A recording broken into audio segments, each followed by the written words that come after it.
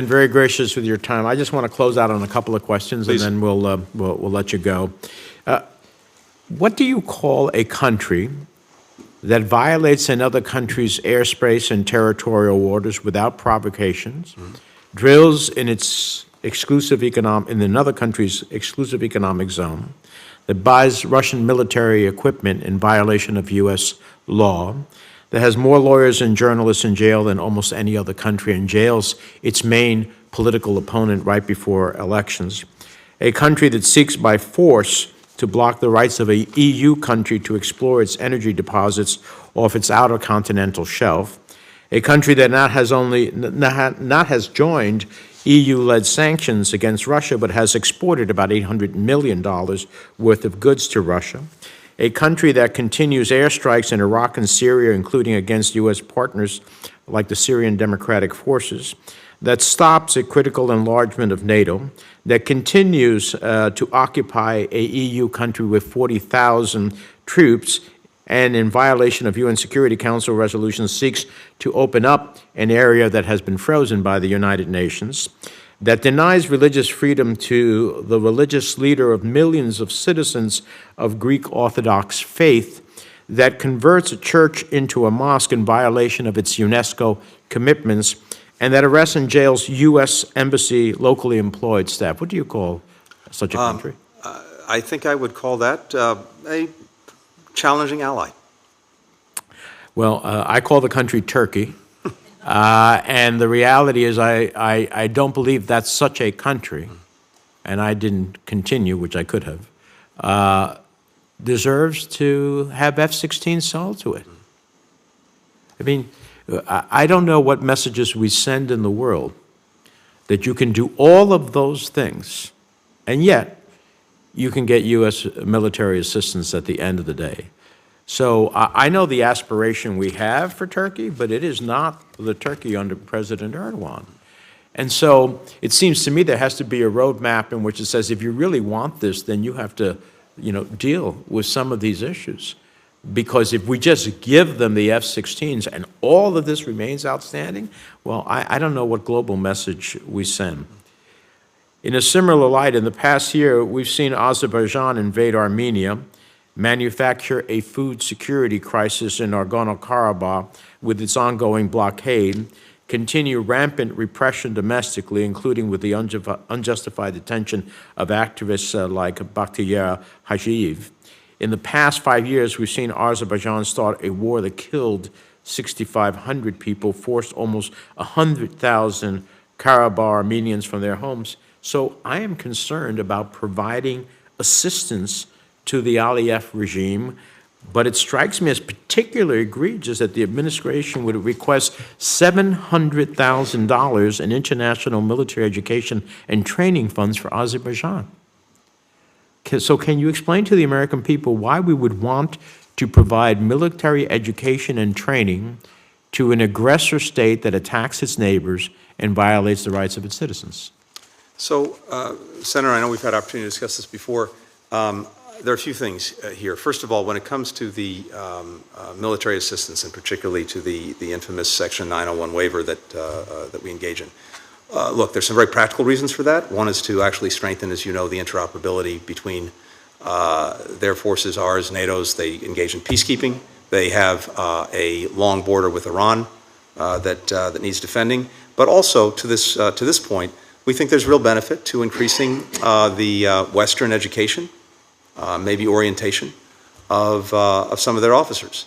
So that's important. But let me just step back for well, one I hope second. that Western education isn't what they've learned to do, what they did in blockading these people, starting a conflict, 6,500 dead. That I hope is not Western education.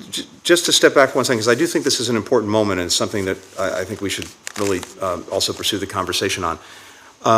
I've been very engaged on seeing what we can do to help Armenia and Azerbaijan come to a peace agreement that normalizes the relationship between them, as well as deal with, obviously, the rights and protections for Armenian ethnics in Nagorno-Karabakh, dealing with border delimitation, et cetera. And I think there's an opportunity, I don't want to exaggerate it, but an opportunity actually to bring a peace agreement to fruition. I had Prime Minister Pashinyan and President Aliyev together in Munich at the security conference. I've had the foreign ministers here in Washington. I expect that they'll come back. We've worked on a text, and this is not something that we're imposing on Armenia. We're answering the strong desire expressed by Armenia to see if we can help them reach an agreement, which would end at least, in many ways, 30-plus years of conflict. It's challenging and it's fraught. At the same time, you're exactly right to point out the real problems in the Latin corridor with the ability of people, private citizens, commercial traffic to flow to get what's needed to people in Nagorno-Karabakh. I'm pressing on Azerbaijan, including as recently as this week, to reopen that corridor. So we're working on that. But I do think that there is, without exaggerating it, a moment of opportunity here that would profoundly be in the interests of the people of Armenia, as well as Azerbaijan. Well, as we are aspiring to that, and that's a worthy aspiration, but I hope that we are committed to making sure that humanitarian assistance reaches the Karabakh Armenians in Nagorno-Karabakh. And I hope you use your good offices to make that happen. Two last things. Your announcement of your determination related to war crimes and crimes against humanity in Ethiopia was well welcomed, and I salute you for it. I, along with other senators, have been pushing for such a determination for 2 years.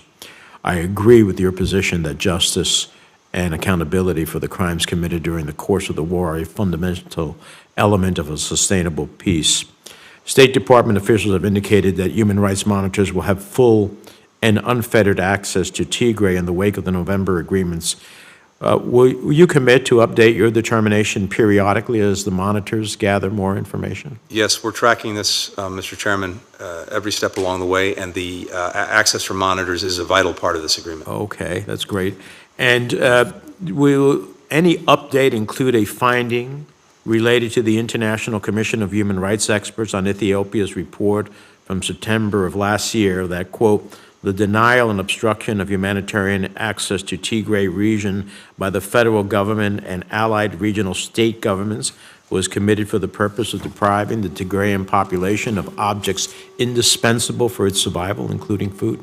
Well, I actually think that's reflected in our determination. If you look at the determination that we made, there are a number of different elements that apply. Some do not apply to all of the actors in this. And one of the things that is clear in the determination that we made was that, in effect, trying to cut off the population of Tigray from humanitarian access constituted a serious offense that we noted in our determination. All right.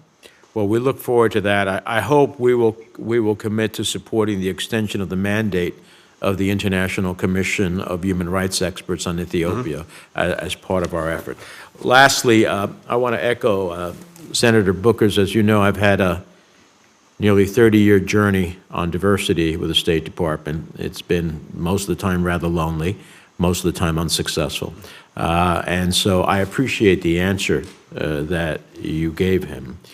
And I just hope that as we pursue that diversity is as broad as possible. And that what we're doing in the budget, which seeks the recruitment and retention of an additional 164 foreign service and 351 civil service personnel, is going to have these DEIA initiatives, penetrating that effort as well. Is that what your expectation? Yes, and in fact, we made changes to the Foreign Service exam to make sure that it was unintentionally, but as a practical matter, actually being more of a barrier to diversification than it should be. We've also, among other things, made working for advancing DEIA one of the criteria for promotion in the department. Okay. Well, I look forward to holding a hearing later this year with the Chief Diversity and Inclusion Officer of the department. which was in and of itself a good step. But of course, all of that only matters if we see change in numbers, which I appreciate from your answer, Senator Booker. You're working on trying to make a reality.